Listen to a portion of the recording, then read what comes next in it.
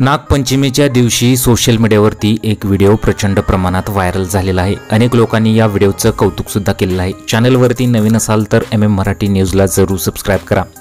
ताडोबा अंधेरी वाघरे प्रकल्पात आजवर वाघांच्या करामती पर्यटकांनी अनुभवल्या। त्या प्रत्येक वेळी वाघांचेच वर्चस्व ताडोबात अधोरेखित झालेले दिसून आले। मात्र नागपंचमीच्या पूर्वसंध्येला चक्क कोब्राने वाघाला जेरीस आणले।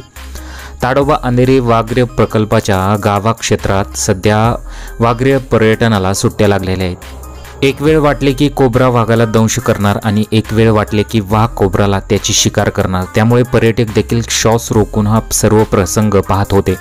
थोड्या वेळात काहीतरी घडेल, आता काहीतरी घडेल असं वाटते। युद्धापूर्वीची ही शांतता असेल असेही पर्यटकांना एक क्षण वाटून गेले, पण कसले काय हा सगळा फ्लॉप शो ठरला आणि पर्यटक माघारी परतले।